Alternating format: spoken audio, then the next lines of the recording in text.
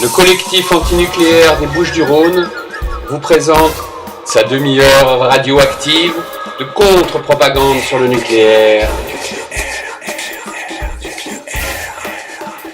Bienvenue sur Radio Galère dans la demi-heure radioactive animée par le collectif antinucléaire 13, collectif antinucléaire des Bouches-du-Rhône, les 2e et 4e mardis du mois à 14h15. Nous considérons que nous sommes tous et toutes des cobayes de l'industrie nucléaire et que nous sommes tous et toutes les victimes potentielles d'une prochaine catastrophe. C'est pourquoi nous n'avons d'autre choix que de nous informer, de ne pas nous soumettre et d'agir. C'est ce que nous nous efforçons de faire ici. Afin d'obtenir un large consentement de la part de la grande majorité des populations sur la poursuite du nucléaire dans le monde et sur la façon dont sont gérées les catastrophes nucléaires comme Tchernobyl ou Fukushima, il faut que cette grande majorité des populations soit rendue ignorante des dégâts réels provoqués par le nucléaire et les catastrophes qu'il engendre. Alors, faisant suite à une première émission en juin dernier, nous avons eu cet été un long entretien avec Thierry Ribaud, qui est chercheur au CNRS et auteur de l'ouvrage « Les sanctuaires de l'abîme », chronique du désastre de Fukushima, qui est paru en 2012 aux éditions de l'Encyclopédie des nuisances. Cet entretien, il a porté sur la notion de production d'ignorance et comment elle s'applique à la question du nucléaire, et plus précisément dans le contexte de la catastrophe de Fukushima. Donc on a déjà consacré 2 émissions à ce sujet que vous pouvez retrouver sur notre chaîne YouTube, la chaîne du collectif antinucléaire 13. La première, c'était le 27 juin dernier, où on a expliqué comment s'est en fait opérée une réduction de la connaissance après la catastrophe de Fukushima.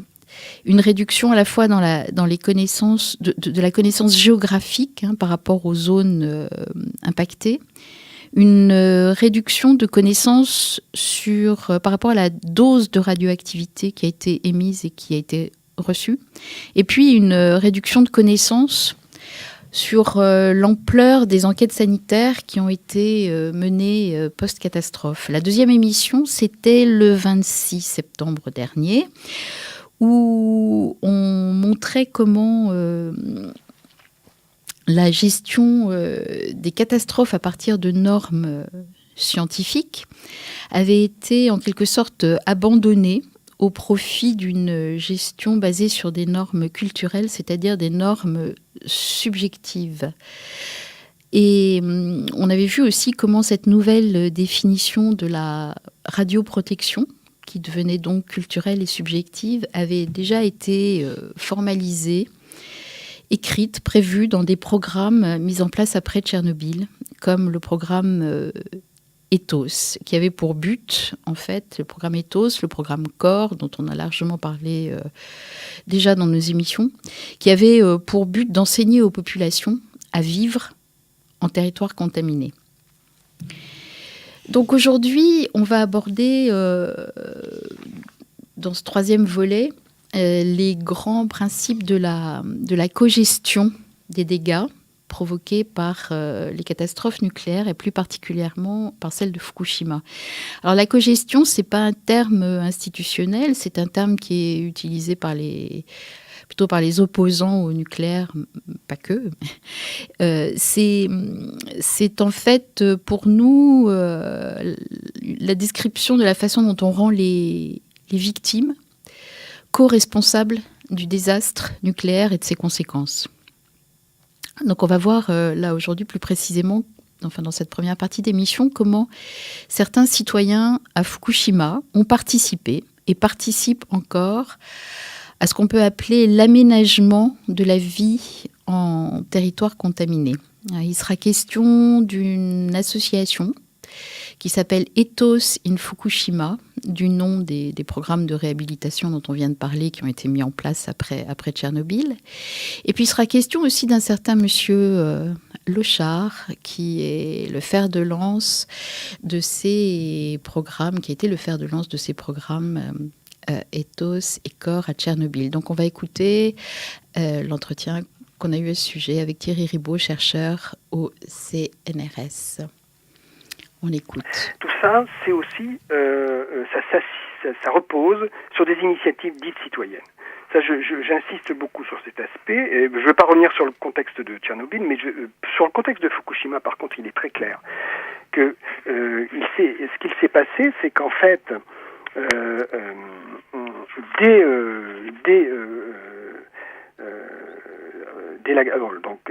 dès après la catastrophe du 11 mars, s'est créée une association qui, pour des raisons qui sont liées au fait que les gens avec Internet s'informent, s'est créée une association 2 mois après, même pas d'ailleurs, peut-être 1 mois après les événements, qui s'est appelée Ethos in Fukushima.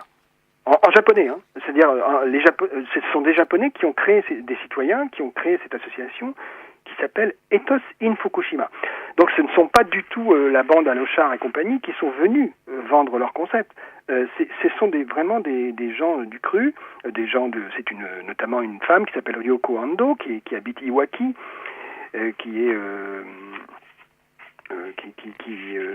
fait notamment de la culture de fruitiers dans sa région, etc. Bon, qui a créé cette association pour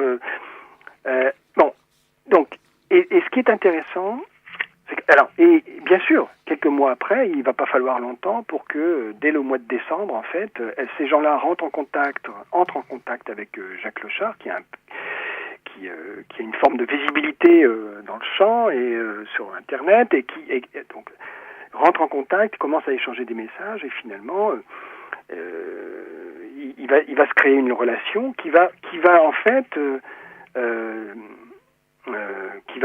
qui va transformer la petite graine citoyenne en arbre, je dirais, en arbre institutionnel, en fait. Oui. Puisque, en fait, évidemment, la CIPR, la Commission internationale de radioprotection, dont Jacques Lochar est vice-président, va assez rapidement comprendre que là, il y a quelque chose d'intéressant, parce qu'en fait, pour une fois, ils n'ont pas eu besoin de semer la graine s'est semée toute seule. C'est cette femme et un certain nombre de personnes qui l'entourent qui l'ont semée. La graine de la contestation des normes. Et ça leur va tout à fait, Lochar et ses amis, puisque c'est ce qu'ils ont toujours fait eux-mêmes, à savoir générer une critique des normes et au profit de leur doctrine de la cogestion, voire de l'autogestion des populations dans des situations de catastrophe. Alors, qu'est-ce qui va se passer en fait ? Alors, ce qui est intéressant, je ne vais pas refaire l'historique précis, mais en fait, Ryoko Ando, donc à Fukushima, considère elle qu'en fait il y a des lignes. Je cite, elle parle de lignes, c'est-à-dire en fait, elle fait référence aux limites des zones contaminées qui ont été déterminées par les normes et qui ont été mises en place par les autorités et les experts. Et elle dit, en fait, ces lignes ont modifié soudainement le paysage quotidien, et elles ont divisé les gens avec leurs voisins d'une manière nouvelle et drastique. L'argument donc de Ando consiste à prétendre que les autorités, en fait, ont été trop protectrices. C'est-à-dire qu'elles ont, avec leur histoire de normes, les autorités, selon Madame Ando, auraient plutôt semé la panique. Et elles ont, selon elles, tracé, ces autorités, des lignes arbitraires fondées sur des normes qui, au final, ont été bien plus destructrices que l'exposition à la radiation. Car elles ont précipité les populations dans la discrimination et la séparation. Alors, et là, c'est subtil, c'est intéressant, parce que Madame Ando ne dit pas complètement faux, ne dit pas que des bêtises. Mais ce qu'elle fait, c'est qu'elle exploite une situation, elle exploite des faits, pour les faire, et les mouline dans son logiciel, si je puis dire, de manière à pouvoir aboutir à cette remise en cause des normes. Et qu'est-ce qu'elle fait ? En fait, elle se réfère à ce que nous connaissons tous, c'est au cas de discrimination des réfugiés du désastre qui ont été relatés, on sait, que les réfugiés qui sont partis de Fukushima, ils sont allés à l'extérieur, se sont vus reprocher d'être des contaminés, des hibakusha, comme on dit, comme à Hiroshima et Nagasaki. Ou également, ça a été le cas des victimes de la maladie Minamata. Donc il y a eu effectivement des phénomènes comme ça de discrimination. Il y a eu des séparations, ça on le sait dans tous les sens du terme. Et il y a eu de nombreux divorces qui ont eu lieu dans les couples résidant à Fukushima, ainsi que il y a eu beaucoup d'éclatements des familles. Les hommes restant souvent sur place pour apporter un revenu à la famille qui elle était partie vivre ailleurs. Bon, donc il y a et puis la séparation fait bien aussi référence à la coupure qu'il y a entre ceux qui sont officiellement en zone contaminée et ceux qui font l'objet de certaines aides financières et les autres, parfois dans le même village, voire des voisins, et qui en fait, selon Madame Ando, seraient privés de ces aides. Alors, donc il y a une partie de réalité, mais elle utilise Madame Ando tout ça pour dire ce n'est pas la menace que la radioactivité fait peser sur la santé qui pose problème, mais c'est l'inquiétude liée à la santé. Le terrain était magnifique pour Monsieur Lechard. Là, on est en plein dans la notion de radiophobie, c'est super. Exactement. Alors, le problème majeur, c'est, selon Madame Ando et son association, c'est le changement dans le style de vie, je cite. Et ce changement, il n'est pas provoqué par la radioactivité, mais par la manière, selon elle, non rationnelle, d'y faire face. Je cite, « Les restrictions dans la vie ont dépossédé les gens de leur pouvoir », selon elle. Alors, je voudrais simplement dire, parce que faut pas, moi je suis pas en train de faire de l'ironie sur Madame Ando, ça ne m'intéresse pas l'ironie. Je dis simplement que c'est de la pure contre-vérité. Ce n'est pas de l'ironie là, le propos que je tiens. C'est tout simplement, et je pense qu'il faut préciser qu'il s'agit de la pure contre-vérité, car c'est bien la présence de la radioactivité qui a privé les gens de leur pouvoir, et non pas les restrictions dans la vie. Dans la mesure où, en fait, les gens ont été précipités dans un monde qui n'est plus leur monde. Ils ont été précipités dans un monde faux, c'est-à-dire dans un monde radioactif, dans lequel les hommes se retrouvent inadaptés de toute façon. Donc Madame Ando, là, elle est en plein délire, si je puis dire. Pourtant, selon elle, et je la cite encore, dans un tel contexte, certains ont commencé à agir, dit-elle. Et je note qu'il est symptomatique de voir qu'agir, dans la terminologie de Madame Ando, renvoie en fait au fait de vivre avec la contamination, de la mesurer, de lui faire face en y restant, et non pas au fait de la fuir pour s'en mettre à l'abri. Ainsi, si on suit le propos de cette brave dame, ceux qui sont partis des zones contaminées n'ont pas véritablement agi et n'ont fait que céder à la peur de s'affronter à la radioactivité. Donc son raisonnement, son raisonnement va même plus loin.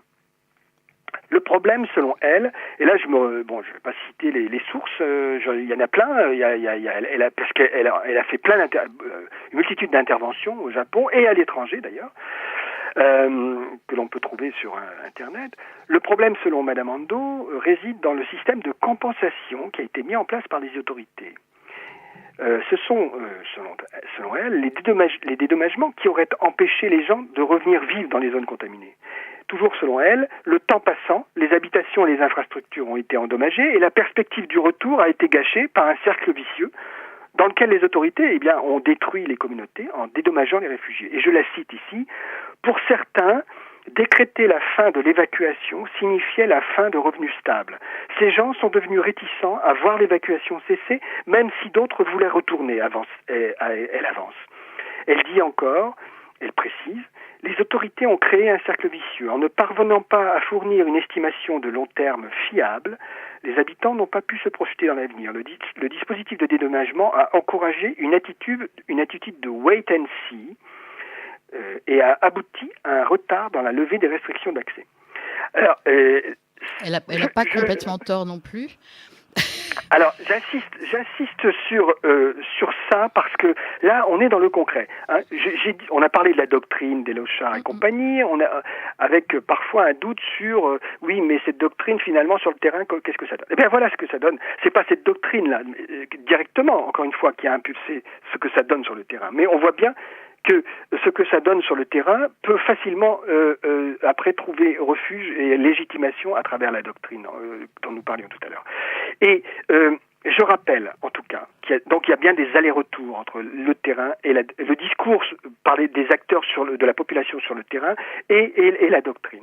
Et ce qui est intéressant, c'est que le même argument que nous venons d'évoquer qui dénonce l'aide financière apportée aux populations évacuées, avait été avancé par l'équipe de l'OCHAR en Biélorussie. C'est le même argument. Or, alors là, je voudrais dire encore une fois que cet argument est totalement infondé, parce que dans le cas de Fukushima, en tout cas, la plupart des zones à accès limité ont été réouvertes et les gens ne veulent pas y retourner tout simplement parce que la radioactivité y est élevée et dangereuse. Ce n'est pas plus que ça. Ce n'est pas parce qu'on craint la fin des subventions. Ce n'est pas à cause de leur dépendance aux aides de l'État et au dédommagement de TEPCO. Et quand bien même d'ailleurs, les victimes du désastre seraient dépendantes, il me semble que d'un point de vue moral, il vaut mieux dépendre à court terme de l'aide sociale que de dépendre à long terme du budget public de la santé pour soigner un cancer ou une maladie cardiovasculaire liée à l'exposition au rayonnement ionisant. Ce qui est une conséquence sanitaire fatale, que Ando préfère nier pour justifier son idéologie de la résilience. Bon, et puis je peux développer la critique, mais et puis par ailleurs, il faut quand même rappeler quelque chose de fondamental. C'est pour le moins douteux, voire inconséquent, et je dirais même insultant de la part de Ryoko Ando. Donc là, il ne s'agit pas de Jacques Lochard, il s'agit de Ryoko Ando, citoyenne japonaise qui a créé une association après la catastrophe. De considérer, il me semble inconséquent et insultant, de considérer, comme le fait cette femme, que les 180 000 réfugiés au bas mot de la catastrophe nucléaire de Fukushima, dont au moins 1436 sont actuellement morts depuis 2011, dans les logements préfabriqués dans lesquels ils ont été contraints de trouver un abri, puissent être considérés comme des adeptes du wait and see. Ce dont nous sommes certains, c'est que 1436 personnes n'ont désormais plus rien à attendre pour voir, comme dit l'expression en anglais. Donc Madame Ando, je pense qu'elle elle va un peu loin dans sa critique des normes qu'elle tient absolument à faire et qu'elle essaie de justifier par n'importe quel moyen, en fait. Voilà, c'est ça que je veux dire. Est-ce que tout ça... Enfin, après, moi, je sais pas dans quelle mesure dans quelle mesure ce type de réaction a été important à Fukushima ou pas? Ou est-ce que c'est une personne isolée? Est-ce que c'est plus... Non, bien sûr que c'est très important. Oui, ça a une ampleur c'est elle qui est... une ampleur énorme. Parce que les Lochard et compagnie sont quand même arrivés assez rapidement sur place et ont commencé ces fameux dialogues in Fukushima où j'ai l'impression que c'est là que ce mouvement a pris de l'ampleur. Enfin, oui, tout à fait. Bien sûr. On est bien d'accord. On est bien d'accord que les dialogues, l'organisation des dialogues a permis de donner une assise. Cela dit, rappelons quand même, comme l'a fait Cécile Assanouma-Brice dans un papier qu'elle avait publié il y a 2 ans, où en fait elle expliquait que quand même ces réunions, ces dialogues de la CIPR, en fait c'est les dialogues de la CIPR. Ça s'appelle. Il y en a eu une petite 12 une grosse douzaine. Bon, ouais. En fait, il y avait pendant pas mal de temps, il y avait 10 personnes, enfin de la population locale qui étaient mobilisées. Le reste, c'était une vingtaine ou une trentaine d'experts français, norvégiens, etc. Tous les mêmes, la bande à Tchernobyl, quoi, la bande qui était mobilisée et qui venait prendre le pouls et qui venait faire la messe.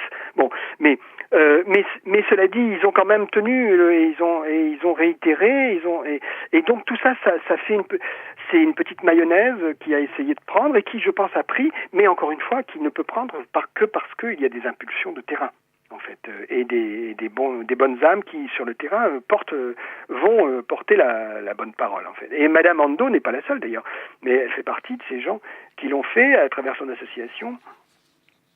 Et donc, voilà. Bon, moi, ce que je veux dire, c'est qu'en fait, il y a une réalité, finalement, il y a une doctrine il y a une doctrine de la cogestion des dégâts nucléaires, mais il y a également une réalité sur laquelle cette doctrine peut facilement s'appuyer, et réciproquement, en fait. Alors, tout ça pour dire quoi ? Pour dire que finalement, tout ça, quand même, s'appuie sur un énorme tissu de production d'ignorance, parce qu'on est de bout en bout dans une falsification de la réalité. En termes de dire qu'en fait on n'a plus besoin des normes et qu'en fait les gens vont pouvoir autogérer leur situation, c'est quand même s'asseoir sur une négation des acquis en matière scientifique dans le domaine notamment de l'impact de l'effet des faibles doses de rayonnement ionisant sur la santé.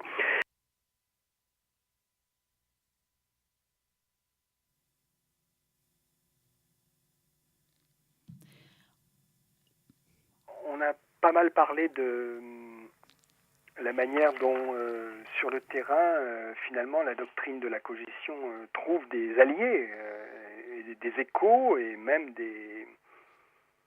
une forme de légitimation chez des acteurs qui eux-mêmes sont dans une détresse réelle face à une face à une situation de catastrophe et qui donc eux-mêmes vont chercher des appuis du côté institutionnel finalement, tout en critiquant le système des normes d'ailleurs.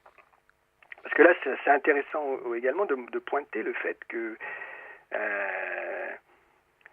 il y a à la fois de la part des acteurs de terrain, comme l'association Ethos in Fukushima créée par Ryoko Ando après 2011, juste après les événements, il y a à la fois une critique de la bureaucratie, de la technocratie qui produit les normes, qui sont soi-disant inadaptées, etc., aux besoins des gens et qui sont surprotectrices. Et en même temps, au final, il y a un appel. Au final, il y a un appel à l'expertise quand même. C'est-à-dire finalement, on critique l'État pour par ailleurs le rappeler à la rescousse quand même.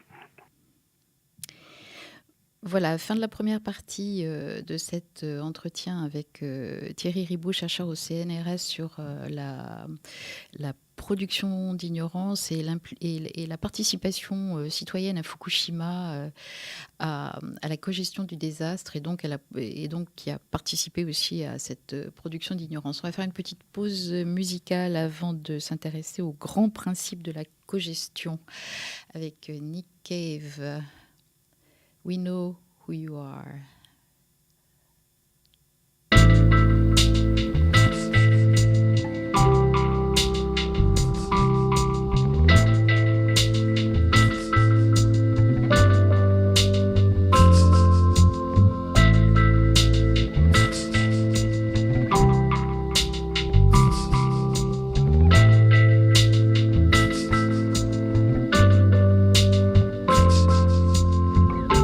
Tree don't care what the little bird sings. We go down with the dew in the morning light. The tree don't know what the little bird brings. We go down with the dew in the morning, and we breathe it in. There is no need to forgive. Breathe it in. There is no need to forgive. The trees will stand like pleading hands. We go down with the dew in the morning light.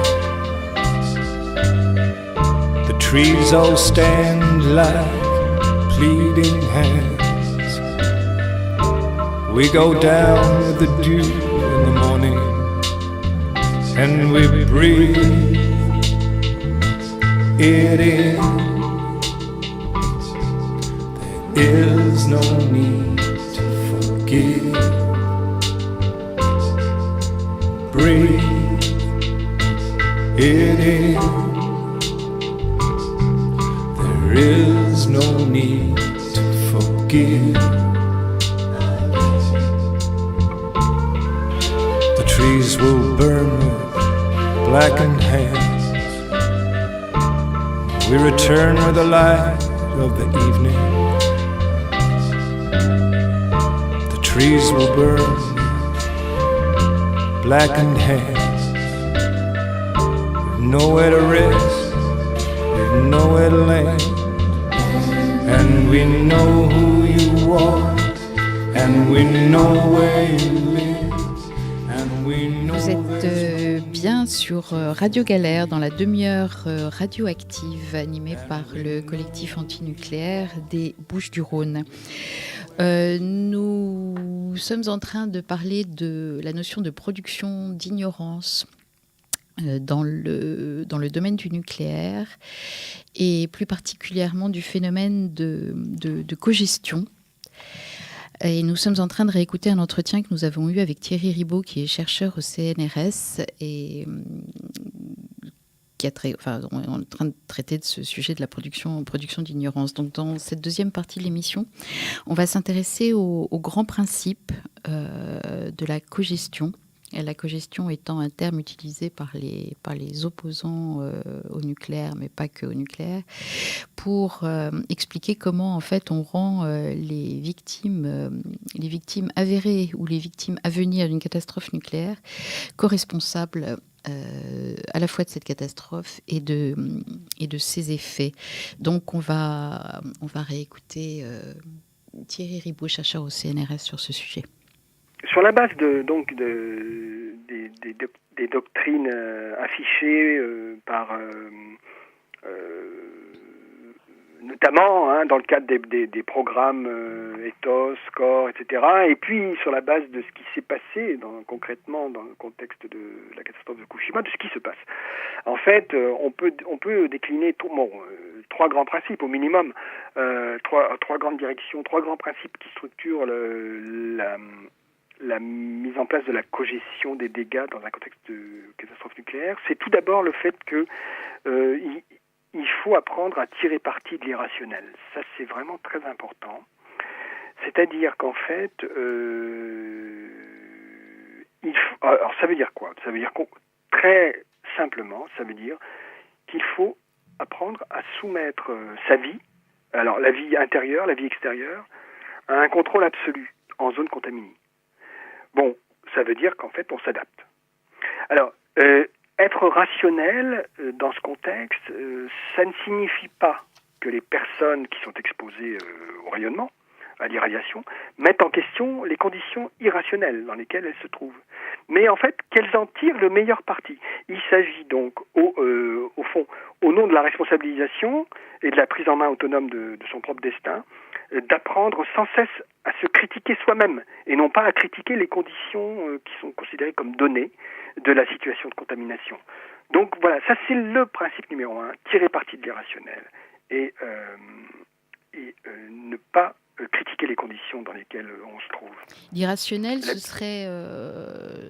serait quoi exactement dans ce contexte ? Eh bien, l'irrationnel, c'est la situation dans laquelle on se trouve quand on est face quand on est exposé au danger, oui, c'est ça. Oui. Mais est-ce que c'est l'interprétation, parce que on peut, quand on est face à un danger, on a peur, c'est normal, voilà. Oui. Oui, mais c'est considéré, voilà. Ça c'est rationnel, mais c'est considéré comme étant comme ne l'étant pas. Comme ne l'étant pas, d'accord. Oui. Voilà. Oui. C'est ça le problème. C'est qu'on tord la réalité, d'accord. Voilà, oui, c'est ce qu'on a dit, tout ce que vous avez dit tout à l'heure, d'accord. Alors, le deuxième principe, donc, ça rejoint ce dont on a parlé sur la production d'ignorance. C'est une décrédibilisation de la science et une relativisation de la certitude de ses résultats. Là, je citerai Jacques Lochard dans une citation que j'ai prise dans, je pense peut-être sur le blog de Ethos in Fukushima. Bon. Il dit, je cite, « Qui devraient être les conseillers en matière de radioprotection ? point d'interrogation. Les partenaires les plus efficaces dans le cadre d'une coexpertise sont les détenteurs des problèmes, à savoir ceux qui vivent dans les zones affectées. Les scientifiques, les experts peuvent contribuer de leur savoir, de leur expérience et de leurs conseils afin d'encourager le processus et le rendre fructueux. Mais ils ne sont pas généralement l'élément moteur. Fin de citation. Une autre citation de Jacques Lochard. La culture pratique de la protection radiologique peut être définie comme étant le savoir et les compétences permettant à chaque citoyen de faire ses choix et de se comporter judicieusement dans un environnement contaminé. Les gens passent ainsi de la résignation à la créativité. Une autre citation que l'on trouve cette fois dans un rapport de Nuclear Transparency Watch, une organisation, une association citoyenne européenne créée notamment par Madame Rivasi et Madame Lepage. Merci. Qui dit le principal moteur d'un rétablissement post-accident, ce sont les gens eux-mêmes au niveau personnel, familial et communautaire. Voilà donc, tout ça signifie que la science, c'est relatif. Et ce qui est important, c'est la perception que l'on a de la situation et comment on va apprendre à y faire face par soi-même. Bon, ça c'est le deuxième principe, décrédibiliser la science. Et le troisième principe, c'est moi ce que j'appelle un soutien à la vie mutilée en zone contaminée. Ça veut dire qu'en fait, on va transformer le désastre en remède. Là, il y a une très belle citation qu'on peut faire de Gilles Herriard-Dubreuil, qui est un des autres artisans de toutes ces doctrines, qui d'ailleurs est également le secrétaire général de l'association européenne Nuclear Transparency Watch, et qui est également membre de l'ANCLI, l'association nationale des comités locaux d'information. Des comités locaux d'information, tout à fait. Et alors il dit, ce monsieur, plutôt que de parler de retour à la vie normale, je préfère parler de réhabilitation de conditions de vie dignes ou une qualité de vie. De toute façon, c'est nouveau. C'est comme quelqu'un qui est devenu paraplégique et qui devient champion du monde paralympique. Ce sera de toute façon autre chose, ce ne sera pas comme avant. Donc c'est assez intéressant là, de voir comment finalement tout est dit là il s'agit bien de soutenir une vie mutilée en zone contaminée en fait, et même d'en tirer parti au point de devenir un champion paralympique. Bon. C'est absolu. Enfin pour moi là c'est quelque chose de totalement effroyable, effrayant. Je ne comprends. C'est là que moi je ne comprends pas comment quelqu'un peut dire ça, peut penser ça, peut l'exprimer. Oui. Et merci d'avoir signalé Madame Rivasi et Madame Lepage, parce qu'effectivement elles font partie du même groupe, que c'est elles qui ont créé cette association. Et donc elles cautionnent tout en se scandalisant du réacteur nucléaire, des effets des catastrophes. Elle cautionne des discours pareils. C'est tout à fait inacceptable. Voilà, merci d'en avoir parlé. Oui. Bon, on a déjà eu des discussions là-dessus. C'est assez compliqué de faire reconnaître aux gens leurs contradictions flagrantes. Mais oui. Mais c'est très important de la pointer. Voilà, il faut dire que les discours sont contradictoires. Après, tout à fait, voilà, et sont destructeurs. Bien sûr. Merci. Bien sûr. Voilà, ça c'est fait. Parce que toute forme de légitimation, de légitimité qui est donnée à ces discours-là est un peu inquiétante. Mais d'ailleurs, moi je pense pas que Madame Rivasi et Lepage soient les seuls à accuser de donner légitimation à ces discours-là, même si elles le font aussi. C'est également au moins perturbant, même si c'est moins surprenant, mais de voir que finalement les gens, des gens comme Monsieur Delalonde, qui est président de l'association des comités locaux d'information, se fait le relais de toutes ces idées-là finalement aussi, alors qu'il est censé être représentant d'associations qui sont censées réfléchir à quand même le minimum de regard que peuvent avoir les citoyens sur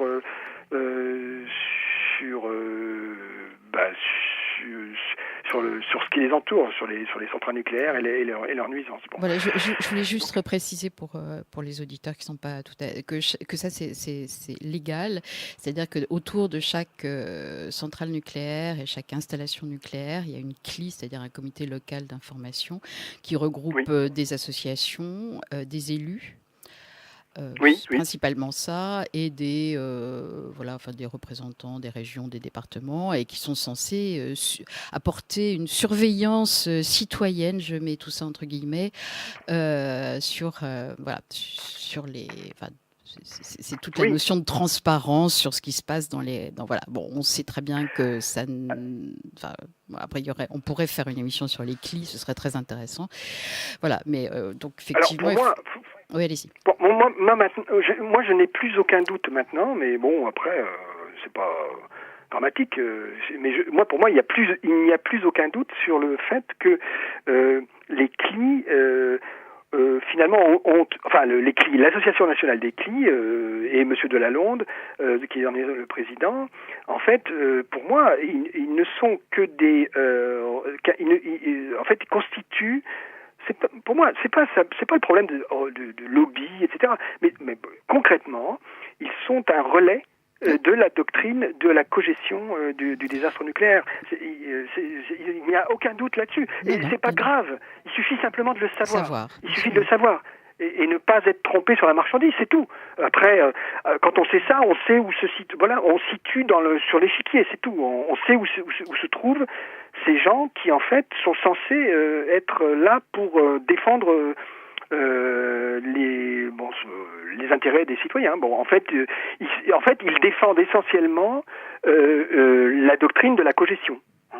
Oui. Et bon, et c'est pas pour rien d'ailleurs que Gilles Herrière-Dubreuil fait partie de l'ANCLI et que M. Delalonde est également vice-président de la Nuclear Transparency Watch, dont Gilles Herrière-Dubreuil est secrétaire général. Tout ça, je rappelle, créé à l'origine par Mme Rivasi et Lepage. Alors, ce qu'il faut bien dire, c'est que le fameux programme, on parle de cogestion, le programme des dialogues de la CIPR qu'on a vu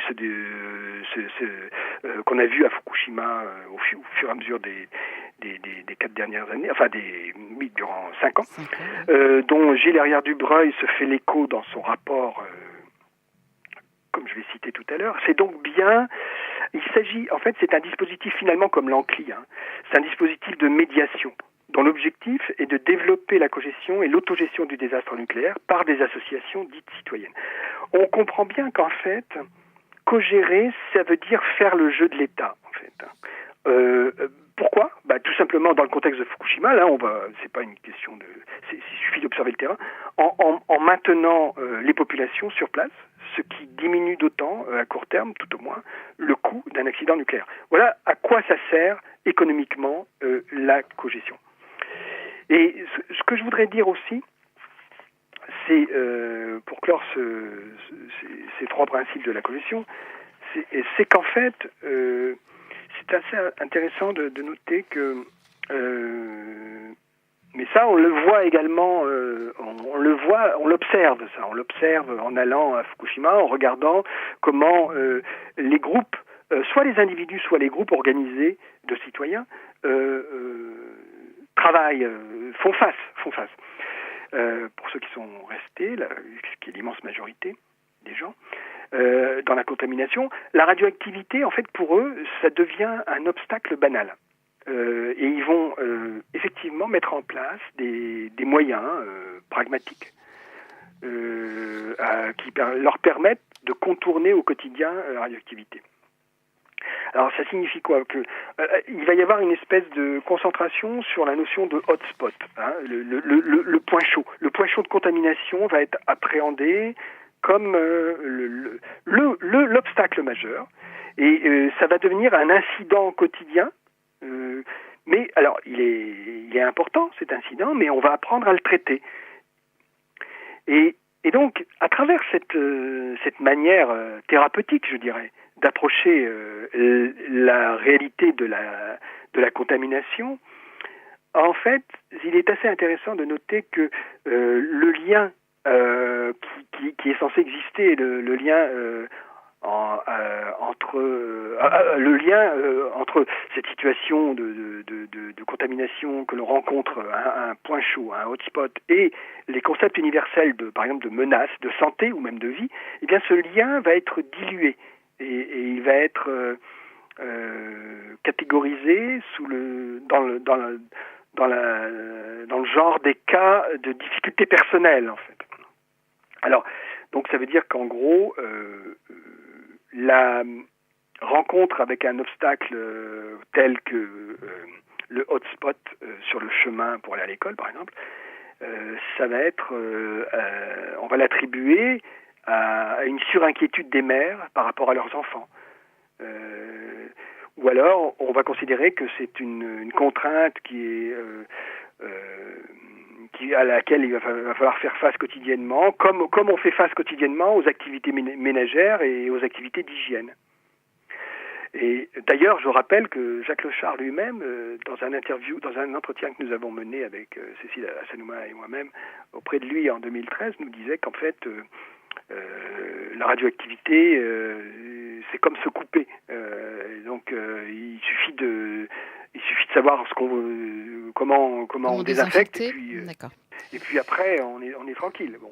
Et donc il y a une assimilation de l'exposition à la radioactivité à un problème d'hygiène. Bon, ça c'est intéressant. Bon, et donc, mais on voit bien que concrètement c'est bien ce qui fonctionne sur le terrain auprès des gens qui s'évertuent à faire face aux hotspots qu'ils rencontrent sur leur chemin quotidiennement.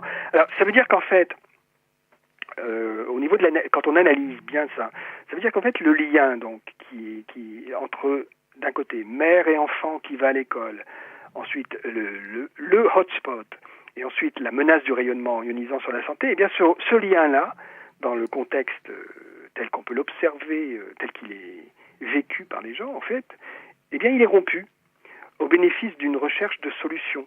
Les gens vont rechercher des solutions immédiates, ponctuelles, individuelles. Et donc, on va gratter avec une pelle, on va amener les enfants à l'école, et puis on va revenir sur là où on a rencontré l'obstacle sur la route, et on va gratter, et on va mettre dans des sacs. Alors, on va se mettre des petits masques, on va mettre des gants, et on va gratter, on va mettre dans des sacs, et puis et puis la prochaine fois qu'on emmènera les enfants à l'école, quand on repérera un nouvel obstacle de ce type, on le contournera une fois de plus, et puis on regrattera, etc. Donc on est bien dans des solutions immédiates, ponctuelles, individuelles, et il y a une déconnexion totale qui est faite entre eh bien l'existence de cette radioactivité et la menace qu'elle fait peser sur la santé, en fait, tout simplement. Alors moi je dis que là on est bien dans un contexte où finalement la détresse qui est perpétrée par la société devient en fait